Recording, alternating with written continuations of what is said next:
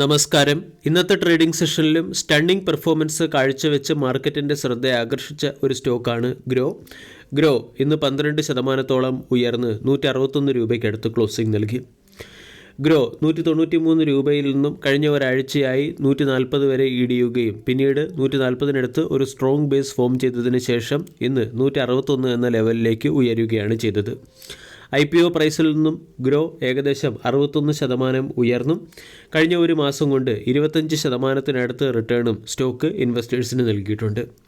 Grow എന്ന സ്റ്റോക്കിൽ buying momentum വന്നതിന് പിന്നിലെ പ്രധാന കാരണം പ്രമുഖ ബ്രോക്കേജ് ഫിമായ ജെഫ്രീസ് സ്റ്റോക്കിന് ബൈ എന്ന റേറ്റിംഗും 180 രൂപയുടെ ടാർഗറ്റ് നൽകിയതിൻ്റെയും പശ്ചാത്തലത്തിലാണ്.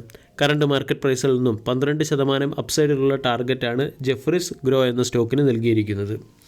ജെഫ്രീസ് ടാർഗറ്റ് നൽകിയതിന് പിന്നിലെ ചില പ്രധാന കാരണങ്ങൾ കൂടി മനസ്സിലാക്കാം. ഒന്നാമത്തെ കാരണം 2026-28 ഫിനാൻഷ്യൽ ഇയറിൽ 35% CAGR കൂടിയുള്ള ഏണിംഗ് ഗ്രോത്ത് ഗ്രോയിൽ നിന്നും പ്രതീക്ഷിക്കാമെന്നാണ് ജെഫ്രീസിൻ്റെ റിപ്പോർട്ടിൽ പറഞ്ഞിരിക്കുന്നത്.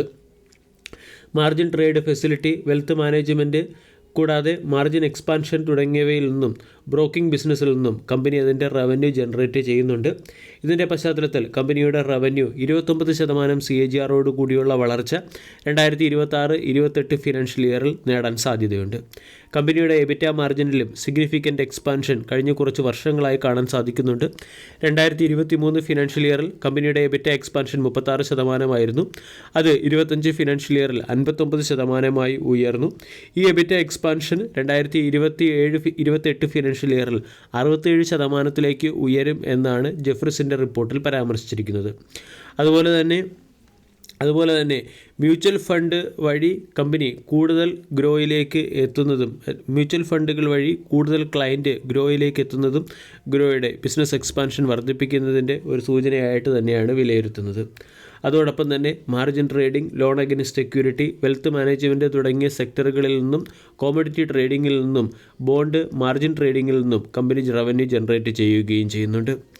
അതോടൊപ്പം തന്നെ ഗ്രോ എന്ന കമ്പനി റീസെൻ്റ്ലി ടോട്ടൽ ആക്റ്റീവ് ക്ലയൻറ്റുകളുടെ എണ്ണത്തിൽ ബ്രോക്കിംഗ് കമ്പനികളിലെ തന്നെ ഏറ്റവും വലിയ കമ്പനിയായി വളർന്നു കഴിഞ്ഞു. മ്യൂച്വൽ ഫണ്ട് ഇൻഡസ്ട്രിയുടെ 13.3% കമ്പനി കേറ്റർ ചെയ്യുന്നുമുണ്ട്.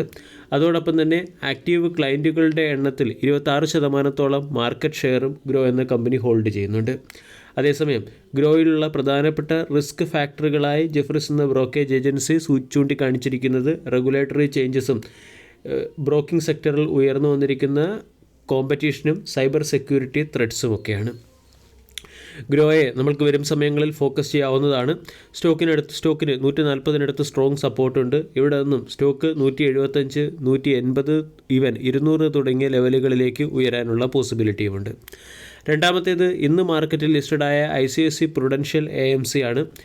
ഏകദേശം 2100 രൂപയുടെ IPO പ്രൈസുമായി വന്ന കമ്പനി ഇന്ന് 20% ലിസ്റ്റിംഗ് ഗെയിനോടുകൂടി 2600 രൂപയ്ക്ക് അടുത്തായിട്ടാണ് മാർക്കറ്റ് ലിസ്റ്റഡായത്. 20% ലിസ്റ്റിംഗ് ഗെയിൻ ലഭിച്ചുവെങ്കിലും പിന്നീട് ICICI Prudential AMC എന്ന സ്റ്റോക്കിൽ ഒരു പ്രോഫിറ്റ് ബുക്കിംഗ് വരികയും സ്റ്റോക്ക് 2576-നടുത്ത് ക്ലോസിംഗ് നൽകുകയും ചെയ്തു.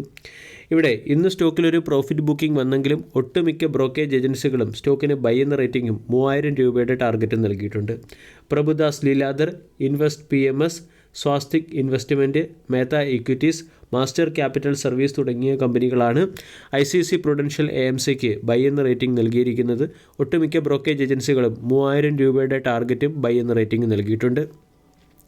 ഇവിടെ അസറ്റ് മാനേജ്മെൻറ്റ് ബിസിനസ്സിൽ 2.5% വളർച്ച കൈവരിച്ചതും ഇൻഡസ്ട്രി ബീറ്റ് ചെയ്ത പെർഫോമൻസും പ്രോഫിറ്റ് ആഫ്റ്റർ ടാക്സ് 18.5% CAGR കൂടി വളർന്നതുമാണ് ICICI Prudential AMC എന്ന സ്റ്റോക്കിനെ AMC സ്റ്റോക്കുകളുടെ ഇടയിൽ തന്നെ മോസ്റ്റ് വാല്യൂഡ് സ്റ്റോക്കായി നിലനിർത്തുന്നതിന് പിന്നിലെ പ്രധാന ട്രിഗറായി പ്രവർത്തിക്കുന്നത്.